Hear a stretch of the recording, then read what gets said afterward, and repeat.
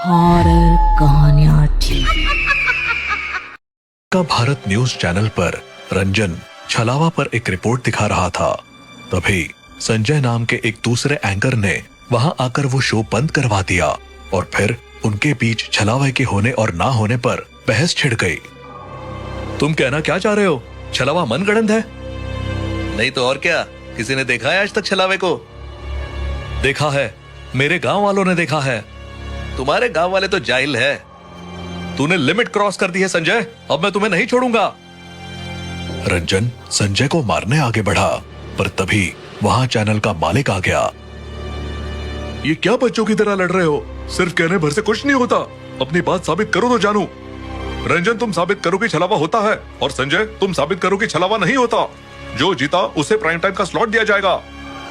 फिर तो मेरा प्राइम टाइम कंफर्म। ज्यादा उड़ मत, चल मेरे गांव, चल तुझे दिखाता हूँ छलावा। हाँ चल रहा हूँ, तेरा उतरा हुआ मुंह देखने में मजा आएगा। रंजन और संजय अपनी अपनी टीम के साथ रंजन के गांव की ओर रवाना हुए। संजय के साथ प्रियल और जितेंद्र थे, जबकि रंजन के साथ रश्मि और हिमांशु। हाईवे तक का सफर मजाक और बहसों में बीता, लेकिन जैसे ही कच्चे रास्ते पर गाड़ी उतरी, माहौल बदलने लगा। चारों ओर सन्नाटा, बड़ी बड़ी पेड़ों की छाया और ठंडी हवा। तभी अचानक सफेद साड़ी में एक बूढ़ी औरत सड़क के बीचों बीच आई और गाड़ी के बोनेट पर कूद पड़ी। अरे ये क्या था? ये कौन है? गाड़ी रोको, गाड़ी रोको। अरे रुकने से अब कुछ नहीं होगा, छलावा तुम सबको नहीं छोड़ेगा। ये औरत कौन है? क्या कह रही है ये? कुछ नहीं, ये सब पागलपन है। बूढ़ी औरत बोनेट पर बैठी डरावनी हंसी हंस रही थी और लगातार डरावनी बातें कर रही थी। छलावा छलावा ऐसा छल करेगा कि तुम अपनी असलियत तक भूल जाओगे। सभी लोग सहम गए, लेकिन संजय अब भी नहीं डरा। उसने गाड़ी से उतरकर बूढ़ी औरत को हटाने की कोशिश की। हट यहाँ से, वरना पुलिस बुलाऊंगा।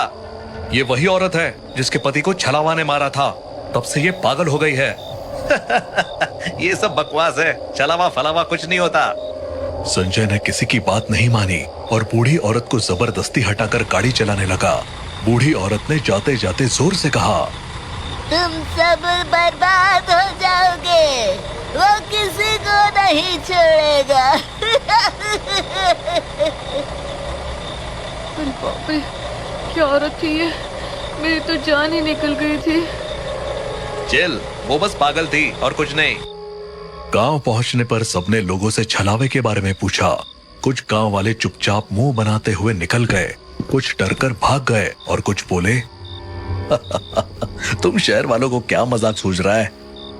छलावे का नाम मत लो, यहाँ उसका नाम लेना भी अपशकुन होता है। हमें मरना नहीं है भैया। उन लोगों ने कई लोगों से बात करी और तब आखिरकार एक बूढ़े आदमी ने बताया कि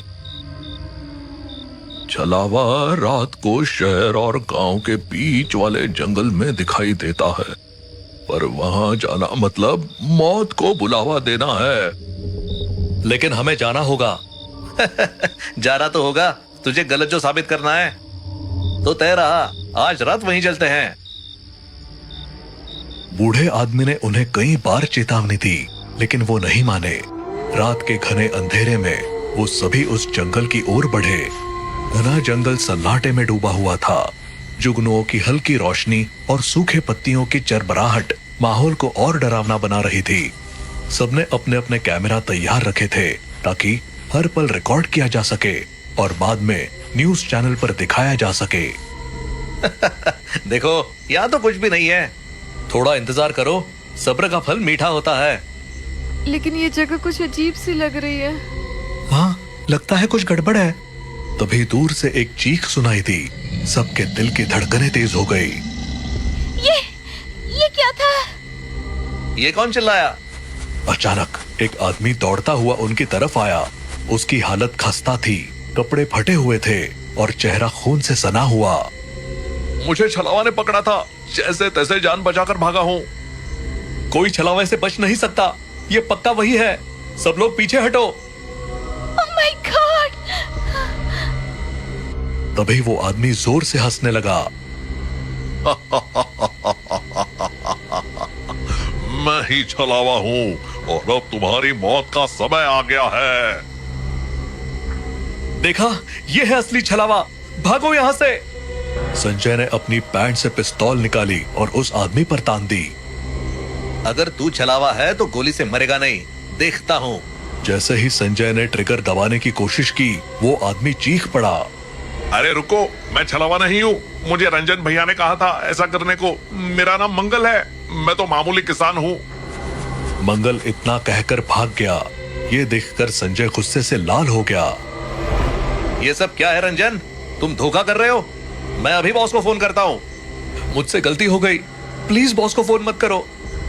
नहीं नहीं, बॉस को तो फोन करना ही पड़ेगा। संजय एक तरफ जाकर फोन करने लगा। कुछ देर बाद वो वापस आया। बॉस ने कहा है कि अगर ऐसा दोबारा हुआ तो प्राइम टाइम मुझे मिल जाएगा। अब चलो असली छलावा ढूंढते हैं। सभी लोग छलावे की तलाश में आगे बढ़े। खोजते खोजते वो अनजाने में अलग अलग हो गए। रश्मि एक झाड़ी के पास खड़ी थी और अपने कैमरा में देखकर बाल ठीक कर रही थी कि तभी उसे पीछे से किसी के आने की आहट सुनाई दी। उसने पलटकर देखा तो सामने एक अजीब सा आदमी खड़ा था, जिसके चेहरे पर बाल पड़े थे और उसकी आंखें लाल थी। कौन हो तुम? दूर रहो! रश्मि ने भागने की कोशिश की, लेकिन उस आदमी ने उसे पकड़ लिया।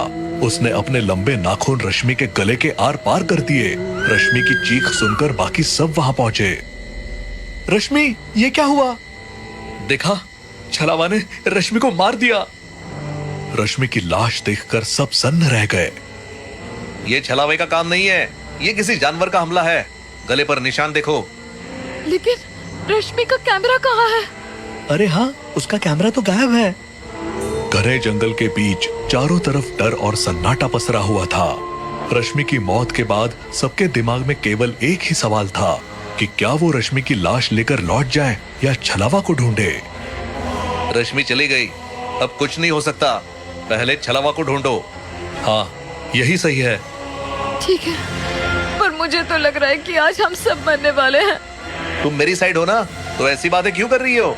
सामने किसी की लाश पड़ी हो तो और कैसी बातें होंगी। प्रियल ने अपने बैग से एक दुपट्टा निकाला और रश्मि की लाश को ढक दिया। सभी आगे बढ़ने लगे। तभी हिमांशु का फोन बजा। वो बात करते करते बहुत धीमा हो गया और बाकी सभी आगे निकल गए।